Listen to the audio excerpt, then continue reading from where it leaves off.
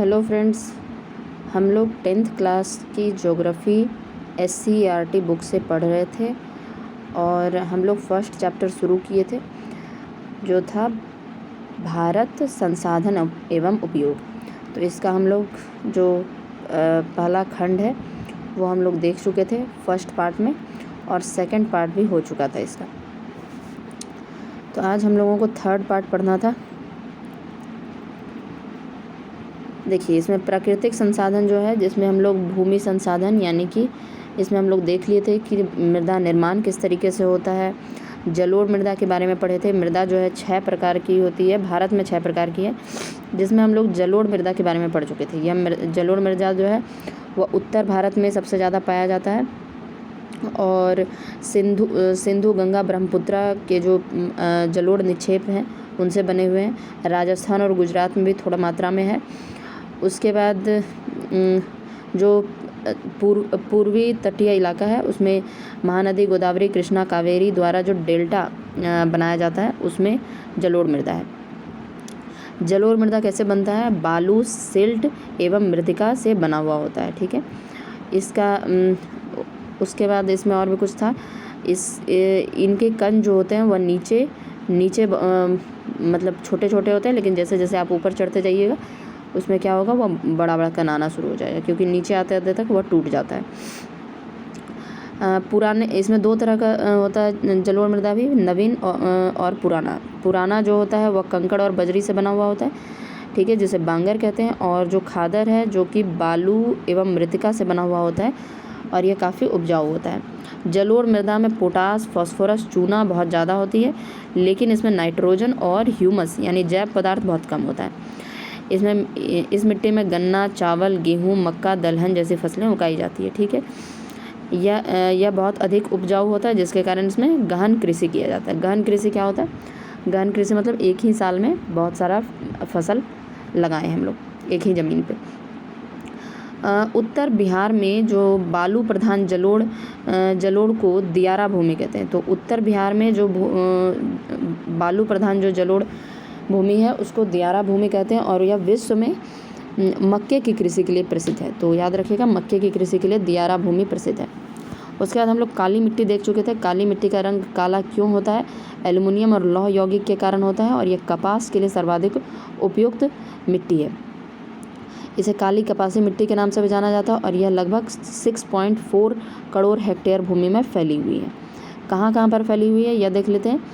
महाराष्ट्र, गुजरात, कर्नाटक, आंध्र प्रदेश, तमिलनाडु। ठीक है, इस मिट्टी का निर्माण कैसे होता है? मूल सेल यानी कि चट्टान से होता है और ज्वालामुखी के बेसाल्ट लावा से होती है, यानी ज्वालामुखी फटने से जो लावा निकलता है उसके बेसाल्ट लावा के टूटने फूटने से बनता है। उसके बाद इसे रेगुर मिट्टी भी कहते हैं। इस मिट्टी की बड़ी विशेषता है कि यह नमी धारण करने की क्षमता रखता है, मतलब बहुत ज़्यादा नमी धारण करके रख सकता है।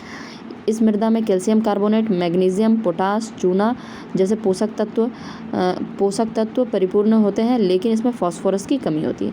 तो कैल्शियम कार्बोनेट, मैग्नीशियम, पोटास, चूना ये सब तो भरपूर मात्रा में होता है, लेकिन फास्फोरस की कमी होती है। और इसमें जो होता है, यह गर्म मौसम में इसमें दरार बहुत बड़ा पड़ जाता है, जिसके कारण यानी फट जाता है मिट्टी बहुत बड़े बड़े भाग में। ठीक है, जिसके कारण कि इसका जो इसमें जो है वायु का मिश्रण बहुत आसानी से हो जाता है और गीला होने के साथ साथ ये बहुत चिपचिपा हो जाता है। इसलिए जब पहला मानसून का पानी जब मतलब कि मानसून शुरुआती मानसून में ही जब पहले बार बारिश पड़ता है उसी समय इसमें जुताई कर दिया जाता है, क्योंकि बाद में इसमें जुताई करना बहुत मुश्किल हो जाता है क्योंकि वह चिपचिपा हो जाता है। ठीक है, आगे अब हम लोग देखने वाले थे लाल एवं पीली मिट्टी। ठीक है, तो देखते हैं इस प्रकार की मिट्टी का विकास प्रायद्वीपीय पठार के पूर्वी एवं दक्षिणी हिस्से में रवेदार आग्नेय चट्टान द्वारा सामान्यतः 100 सेंटीमीटर से कम वर्षा वाले क्षेत्र में हुआ है। ठीक है, तो यह मिट्टी सबसे पहले कहाँ होता है? यह मिट्टी प्रायद्वीपीय पठार मतलब कि हमारा जो दक्षिण भारत है उसको हम लोग प्रायद्वीपीय पठार कहते हैं। तो प्रायद्वीपीय पठार में पूर्वी और दक्षिणी हिस्से में, ठीक है, पूर्व के हिस्से में और दक्षिण के हिस्से में, पूर्वी और दक्षिणी हिस्से में रवेदार आग्नेय चट्टानों द्वारा सामान्यतः 100 सेंटीमीटर से कम वर्षा वाले क्षेत्र में होता है। ठीक है, यानी कि प्रायद्वीपीय पठार जो है उसके पूर्वी हिस्से में और दक्षिणी हिस्से में जहाँ रवेदार आग्नेय चट्टानों द्वारा सामान्यतः 100 सेंटीमीटर से कम वर्षा जहाँ पर होता है वहाँ पर यह लाल और पीली मिट्टी पाई जाती है। इस मृदा में लोहांश की मात्रा के कारण इसका रंग लाल होता है। तो याद रखिएगा लाल क्यों होता है इसका रंग, लोहांश की मात्रा के कारण। जल योजन के पश्चात वह मृदा पीले रंग की हो जाती है, यानी कि जब उसमें पानी पड़ता है तो वह मृदा जो है वह लाल मिट्टी के बाद वह पीला हो जाता है, यानी जल जब वह अपने अंदर सोख लेता है तो वह पीला हो जाता है, इसलिए इसको लाल एवं पीली मिट्टी दोनों नाम रखा गया है। मूल रूप से यह ग्रेनाइट नीस जैसे रवेदार आग्नेय चट्टानों के विघटन एवं रूपांतरण होने से बने हैं। तो यह किस चीज़ से बना हुआ है, ग्रेनाइट नीस जैसे रवेदार आग्नेय चट्टान से। तो ग्रेनाइट नीस जो होता है आग्नेय चट्टान के द्वारा जो निकलता है उसके टूटने फूटने से यह बना है। ठीक है, इसका विस्तार भारत की कुल कृषि भूमि में 7.2 करोड़ हेक्टेयर भूमि में पाया जाता है। तो इसका विस्तार कितने प्रतिशत तो नहीं, कितने करोड़ हेक्टेयर है, 7.2 करोड़ हेक्टेयर।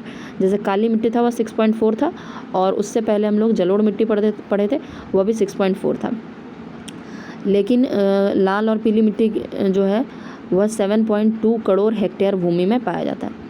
लाल या पीली मृदा का प्रसार तमिलनाडु, कर्नाटक, गोवा, दक्षिण पूर्वी महाराष्ट्र, आंध्र प्रदेश, उड़ीसा, छोटा नागपुर पठार एवं मेघालय पठार के क्षेत्र में पाया जाता है। तो ज़्यादातर ये पठारी इलाके में है। ठीक है, तो हम लोग देख लेते हैं तमिलनाडु, कर्नाटक, गोवा, दक्षिण पूर्वी महाराष्ट्र, आंध्र प्रदेश, उड़ीसा, छोटा नागपुर पठार एवं मेघालय के पठार क्षेत्र में है। जैव पदार्थ की कमी के कारण यह मृदा जलोढ़ एवं काली मृदा की अपेक्षा कम उपजाऊ होती है। तो इसमें जैव पदार्थ यानी ह्यूमस जो होता है वो बहुत कम होता है, जिसके कारण जलोढ़ मृदा और काली मिट्टी की अपेक्षा कम उपजाऊ होता है। उर्वरकों का उपयोग कर इसकी उत्पादकता को बढ़ाई जा सकती है। इस मृदा में सिंचाई की व्यवस्था कर चावल, ज्वार, बाजरा, मक्का, मूंगफली, तंबाकू और फलों का उत्पादन किया जा सकता है। यानी कि ह्यूमस इसमें कम होता है, इसलिए इसकी उत्पादकता थोड़ी कम होती है। ठीक है, जलोढ़ मिट्टी और काली मिट्टी के अगर अपेक्षा में देखा जाए तो इसमें अगर हम उर्वरक डाल दें, खाद डाल के इसमें ठीक से आराम से मतलब कि उपज को बढ़ाया जा सकता है, जिसमें चावल, ज्वार, बाजरा, मक्का, मूंगफली, तंबाकू इन सब चीज़ों को उगाया जा सकता है। तो ये इतना याद रखना ज़रूरी नहीं है, लेकिन कुछ चीज़ याद रखिए, जैसे कि लाल एवं पीली मिट्टी। सबसे पहली बात तो प्रायद्वीपीय पठार के पूर्वी एवं दक्षिणी हिस्सों में आग्नेय चट्टानों से बने हुए हैं, रवेदार आग्नेय चट्टानों से। ठीक है, यह बात याद रखिएगा, रवेदार आग्नेय चट्टानों द्वारा। ठीक है, और वो भी वहाँ पर जहाँ 100 सेंटीमीटर से कम वर्षा होता है। ठीक है, इस मृदा का जो रंग है वह लाल क्यों हो जाता है, क्योंकि यह लोहांश की मात्रा इसमें ज़्यादा होती है, यानी लोहा की मात्रा ज़्यादा होने के कारण इसका रंग लाल हो जाता है। ठीक है, और जल योजन यानी अगर यह अपने अंदर जल को सोख ले तो इसके बाद यह मिट्टी पीली हो जाती है। यह मूल रूप से ग्रेनाइट नीस जैसे रवेदार आग्नेय चट्टान से टूट फूट से बनता है। ठीक है, मतलब उस जो आग्नेय चट्टान रवेदार आग्नेय चट्टान है जिसमें कि ग्रेनाइट और नीस है, उसी के टूट फूट से विघटन से यह लाल मिट्टी में बदल जाता है। इसका विस्तार जो है कुल भारत की भूमि में कितना है, 7.2 करोड़ हेक्टेयर भूमि में पाया जाता है यह। और लाल या पीली मिट्टी जो कहाँ पर है, तमिलनाडु, कर्नाटक, गोवा, दक्षिण पूर्वी महाराष्ट्र, आंध्र प्रदेश, उड़ीसा, छोटा नागपुर पठार और मेघालय पठार। ठीक है, तो यह एरिया कहाँ पर है वो याद रखिएगा। और हम अगर आप गूगल पे खुद भी जाके मैप में देख सकते हैं, एक मैप सर्च कर लीजिएगा कि कौन कौन सी मिट्टी कहाँ पर है, तो वह अगर आप रखेंगे तो उससे आसानी होगी। ठीक है, उसके बाद अब हम लोग आते हैं लेटराइट मिट्टी में। लेटराइट शब्द की उत्पत्ति ग्रीक भाषा के लेटर शब्द से हुआ है, जिसका शाब्दिक अर्थ ईंट होता है। तो यह भी याद रखना जरूरी है कि लेटराइट शब्द की उत्पत्ति किस भाषा से हुई है, ग्रीक भाषा के लेटर शब्द से हुई है। तो यह तो याद रह जाएगा कि ठीक है लेटर शब्द से हुआ है, लेकिन ग्रीक भाषा से हुआ है, जिसका अर्थ क्या होता है, ईंट होता है। इस प्रकार के मिट्टी की विकास उच्च तापमान एवं अत्यधिक वर्षा वाले क्षेत्रों में भी हुआ है। ठीक है, तो इस प्रकार का मिट्टी का विकास कहाँ पर होता है? जहाँ उच्च तापमान एवं अत्यधिक वर्षा वाले क्षेत्र हैं। तो उच्च तापमान और अत्यधिक वर्षा कहाँ पर है? ज़्यादातर जो दक्षिण भारत है उसके पश्चिम साइड में बहुत ज़्यादा वर्षा भी होता है और वहाँ पर धूप भी बहुत ज़्यादा है, तो उसी आसपास होता है लैटराइट मिट्टी। मतलब कि ये जो हम लोग दक्षिण भारत में जो पश्चिम साइड का जो एरिया है उसमें ज़्यादातर देखने के लिए मिलता है। भारत में इस मृदा का विस्तार 1.3 करोड़ हेक्टेयर से भी अधिक भूभाग पर है। ऋतुवत भारी वर्षा से ऊंचे सपाट अपर्दित सतहों पर यह मृदा पाई जाती है। मतलब कि यह उस जगह पर पाया जाता है जहाँ पर कि बहुत ज़्यादा बारिश हो। तो बारिश सबसे ज़्यादा कहाँ पर होता है? दक्षिण भारत के जो दक्षिण पश्चिमी भारत जो है हम लोगों का, वहाँ पर सबसे ज़्यादा भारी वर्षा होता है। सबसे पहले उधर ही वर्षा होता है, हम लोग जानते हैं। उसके बाद धीरे धीरे ऊपर आता है। तो भारी वर्षा से ऊंचे सपाट अपर्दित सतहों पर यह पाए जाते हैं। मतलब जहाँ पर ज़्यादा बारिश होगा वहाँ पर मृदा का अपर्दन भी हो जाएगा। तो यही बोल रहा है कि अपर्दित सतहों पर यह मृदा पाई जाती है। यह मृदा तीव्र निच्छालन का परिणाम है। मतलब तीव्र निच्छालन मतलब जल्दी से यह क्या कहते हैं, इसका जो मिनरल्स और बाकी चीज़ जो है वह नीचे की तरफ चला जाता है। मतलब उस पर बहुत ज़्यादा पानी बारिश होने के कारण वह ज़मीन के अंदर पानी सूखा जाएगा और पानी के साथ साथ जितना भी ऊपर का जो मिनरल्स है जो कि मिट्टी के ऊपरी सतह पर था वह सब कुछ नीचे चला जाएगा और इसमें अपर्दन भी हो जाता है, जिससे ह्यूमस की मात्रा नगण्य हो जाती है। मतलब कि इसमें जाहिर सी बात है कि जितना भी पानी पड़ने के कारण ऊपर का जो मिट्टी है वह अपर्दित हो जाएगा। मतलब कि ऊपर का मिट्टी हट जाएगा, जिससे ह्यूमस की मात्रा नगण्य हो जाती है। अत्यधिक तापमान के कारण जैविक पदार्थ को अपघटित करने वाले बैक्टीरिया नष्ट हो जाते हैं। और बहुत ज़्यादा तापमान होने के कारण क्या होता है कि कोई भी चीज़, जैसे वहाँ पर मान लीजिए पत्ता उत्ता गिरा, ठीक है, तो उसको कोई सड़ाने वाला मतलब कि बैक्टीरिया होना चाहिए, तभी तो वह सड़ा के और उसके बाद उसको खाद में बदल सकेगा। तो बहुत ज़्यादा तापमान होने के कारण क्या होता है, जितना भी जैविक पदार्थ को अपघटित करने वाले, यानी जैविक पदार्थ यानी पेड़ से पत्ता उत्ता जो गिरा या जो जानवर वानवर मरे, उससे जो बैक्टीरिया होने वाला था मतलब सड़ गल के, वह बैक्टीरिया ही नष्ट हो जाता है बहुत ज़्यादा तापमान होने के कारण। अपक्षय के कारण लैटराइट मिट्टी कठोर हो जाती है। बार बार जो मतलब कि अपक्षय होता है इसमें, मतलब इससे लैटराइट मिट्टी जो होता है वह बहुत कठोर हो जाता है। एल्युमिनियम और लोहे के ऑक्साइड के कारण इसका रंग लाल होता है। तो इसका रंग क्यों लाल होता है? एल्युमिनियम और लोहे के कारण, ठीक है। तो हम लोग लाल मिट्टी में भी देखे थे कि लोहा बहुत ज़्यादा था, लोहे के ऑक्साइड, इसलिए उसका रंग लाल था।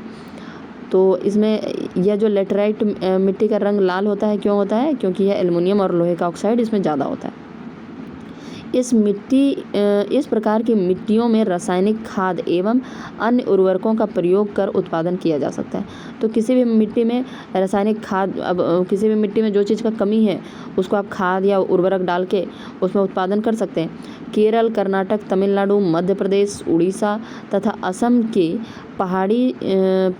के पहाड़ियों में लैटराइट मिट्टी का विस्तार है। तो कहाँ पर देखिए मिल रहा है? कर्नाटक, केरल, तमिलनाडु, यह सब एरिया में देखिए पानी बहुत ज़्यादा पड़ता है, ठीक है। तो तमिलनाडु का भी अगर पश्चिमी तरफ देखें तो मध्य प्रदेश, उड़ीसा और असम की पहाड़ियों में लैटराइट मिट्टी का विस्तार है। केरल, कर्नाटक और तमिलनाडु जैसे राज्यों में मृदा संरक्षण तकनीक के सहारे चाय एवं कहवा का उत्पादन किया जाता है। तो हम लोग जानते हैं कि चाय और कॉफ़ी का उत्पादन कर्नाटक, कॉफ़ी के लिए जानते हैं कि कॉफ़ी का उत्पादन जो है कर्नाटक, केरल, तमिलनाडु जैसे राज्यों में होता है। चाय के लिए तो खैर असम प्रसिद्ध है, लेकिन वहाँ पर भी मृदा संरक्षण करके चाय और कॉफ़ी उगाया जाता है। तमिलनाडु, आंध्र प्रदेश और केरल में इस मृदा में काजू की खेती उपयुक्त मानी जाती है। जहाँ देखिए एक तरफ कर्नाटक, केरल और तमिलनाडु में क्या है कि चाय और कॉफ़ी उगाया जाता है।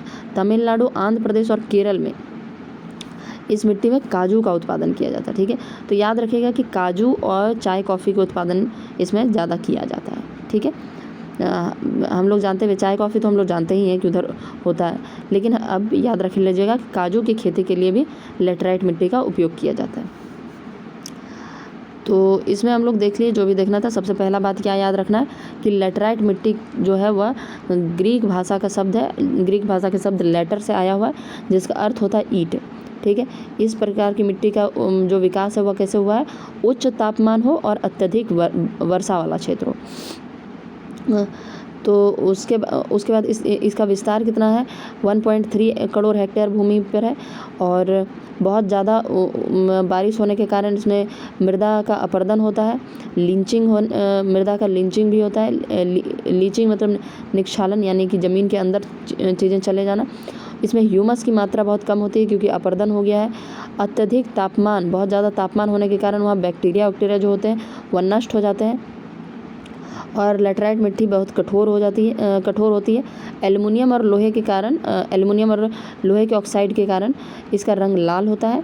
और इसमें यह कहाँ पर यह मिट्टी पाया जाता है, केरल, कर्नाटक, तमिलनाडु, मध्य प्रदेश, उड़ीसा और असम के पहाड़ियों में। उसके बाद इसमें केरल, कर्नाटक और तमिलनाडु में चाय और कॉफ़ी का उत्पादन किया जाता है। तमिलनाडु, आंध्र प्रदेश, केरल में काजू की खेती की जाती है।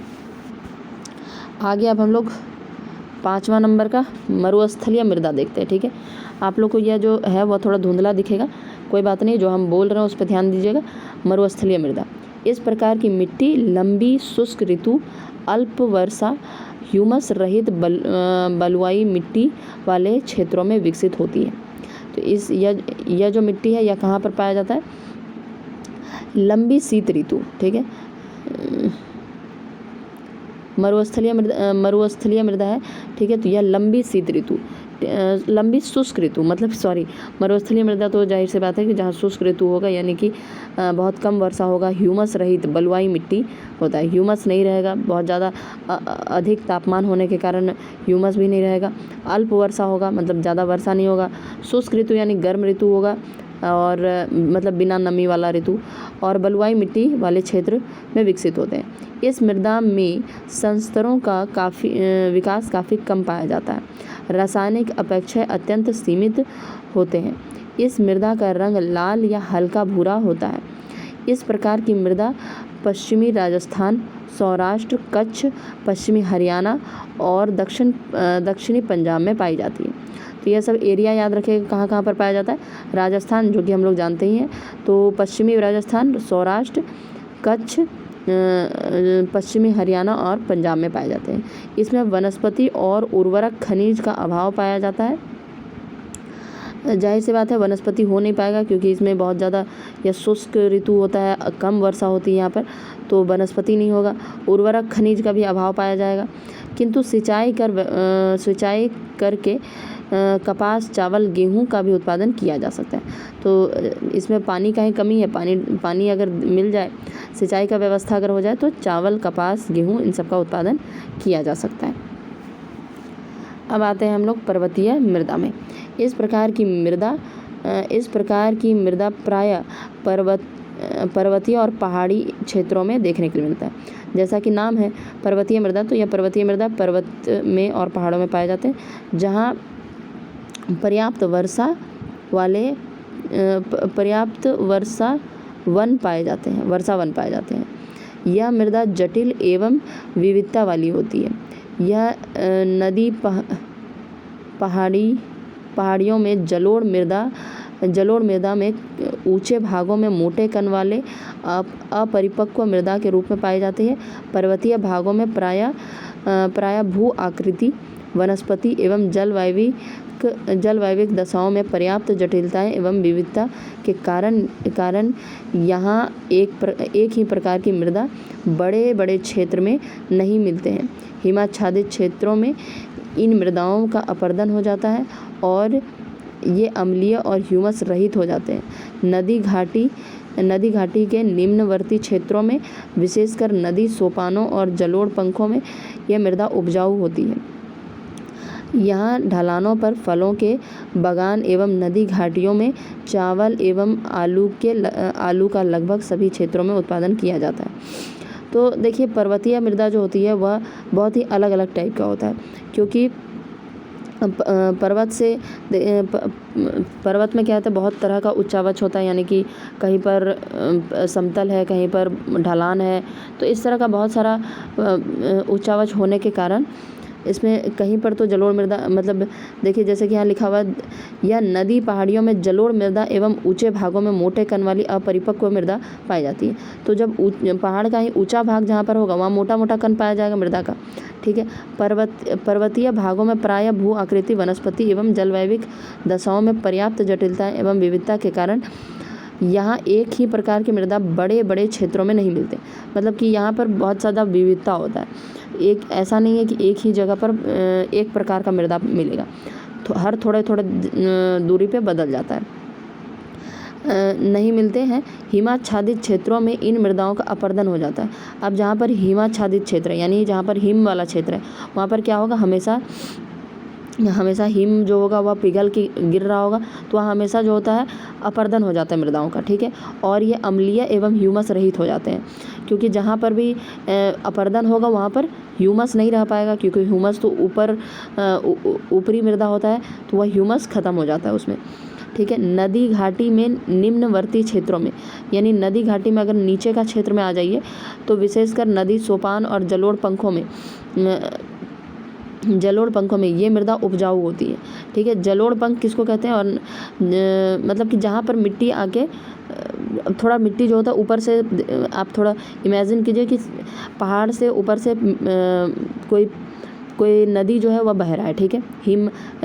मतलब हिम पिघल के नदी के रूप में बह के नीचे गिर रहा है, तो ऊपर से जब आएगा तो वह ऊपर से पूरा क्या करेगा, बहुत फोर्स के साथ आएगा और मिट्टी का अपरदन कर देगा, ठीक है, यानी कि मिट्टी को ऊपर से हटा देगा, तो वहाँ पर ह्यूमस नहीं रह पाएगा। उसके बाद जब वह नीचे आने लगेगा, नीचे आते आते तक उसका थोड़ा सा गति जो है वह धीमा हो जाएगा, और धीमा होने के कारण सारा ह्यूमस जो है वह जहाँ पर गति धीमा हुआ वहाँ पर आ जाएगा, ठीक है। मतलब जैसे कि नदी सोपानों में, यानी नदी का जो सीढ़ी टाइप का बना हुआ रहता है वहाँ पर, या जलोढ़ पंख क्या होता है, ये एक डिफरेंट टर्म है कि जलोढ़ पंख होता है कि जहाँ पर मिट्टी आके रुक जाता है, ठीक है। मतलब सारा मिट्टी आके जब पानी में गति जो होता है वह कम हो जाता है तो वह मिट्टी को छोड़ने लगता है, तो मिट्टी जैसे कि हम लोग देखते हैं कि नदी जब बहती है तो उसके बाद डेल्टा बनाती है, जब नदी एकदम मुहाने पे पहुंच जाती है तो वहाँ पर डेल्टा बनाती है। तो उसी तरह से जलोढ़ पंख भी होता है, लेकिन थोड़ा जलोढ़ पंख का आकृति थोड़ा अलग होता है, लेकिन उसी टाइप का है। तो वहाँ पर आकर मृदा जो है उपजाऊ होता है, क्योंकि वहाँ पर सारा ह्यूमस वाला मृदा होता है, ठीक है। यहाँ ढलानों पर फलों के बागान एवं नदी घाटी में चावल और एवं आलू के लगभग सभी क्षेत्रों में उत्पादन किए जाते हैं।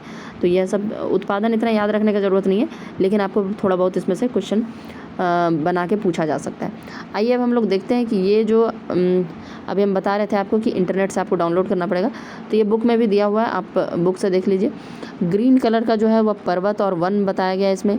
जलोढ़ मृदा देखिए हरा लाइट ग्रीन जो है इसमें आप देख सकते हैं सेकंड नंबर में, यानी ग्रीन के बाद जो एरिया है वह जलोढ़ मृदा का है। जो एकदम लाल टाइप का है वह लाल और पीली मिट्टी है, जो बहुत ज़्यादा लाल टाइप का है वह एरिया देख लीजिए लाल और पीली मिट्टी का है। उसके बाद काली मिट्टी का जो एरिया है वह लाल मिट्टी के बगल में जो आप देख रहे हैं उस मिट्टी को देखिए, लगभग ये मध्य प्रदेश जहाँ पर हाँ महाराष्ट्र मध्य प्रदेश के आसपास देख लीजिए कि लेटराइट मिट्टी है। उसके बाद शुष्क मिट्टी जो है, शुष्क मिट्टी जो कि राजस्थान की तरफ होगा, तो ये आप देख लीजिए ये मृदा के प्रकार हैं। लेटराइट मिट्टी एकदम दक्षिण भारत का जो पश्चिमी एरिया है वो लेटराइट मिट्टी के लिए है। तो यह जो फोटो बना हुआ है मैप मानचित्र है, इसको आप स्क्रीनशॉट लेके रख लीजिए, और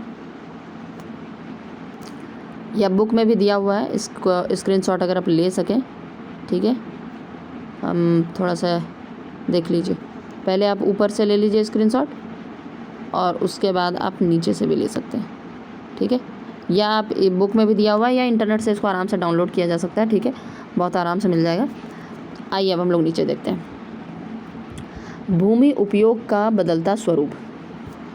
भूमि उपयोग मानव विविध उद्देश्यों को ध्यान में रखकर भूमि संसाधन का उपयोग करता है।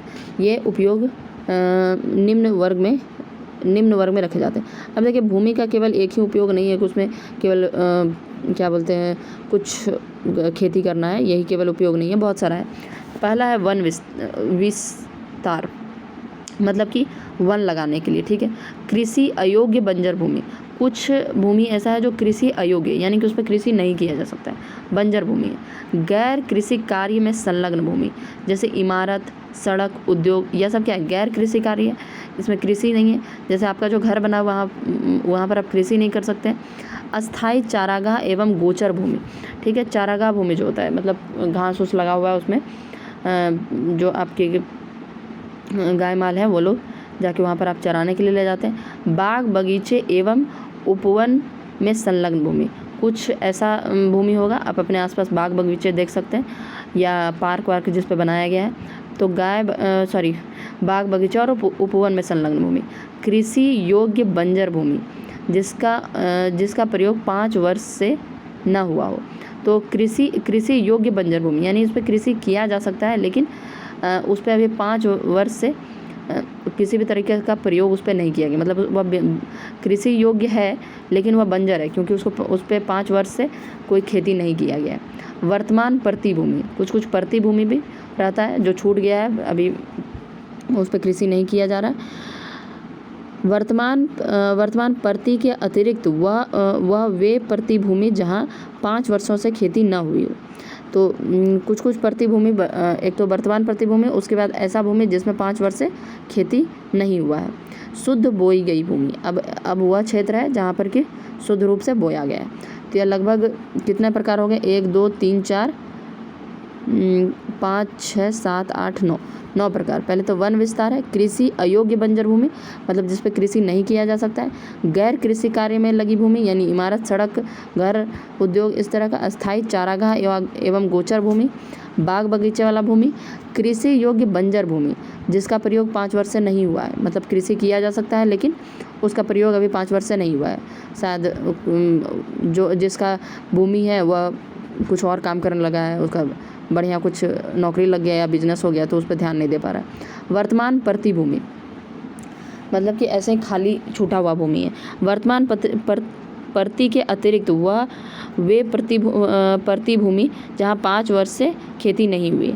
एक तो वर्तमान प्रति भूमि यानी कि पिछले साल तो हुआ था, उसमें लगाया गया था, खेती किया गया था लेकिन इस साल नहीं किया गया है, तो वर्तमान प्रति भूमि। एक प्रति भूमि हुआ होता है जिसमें कि 5 वर्ष से खेती नहीं हुआ है। शुद्ध बोई गई भूमि, ठीक है।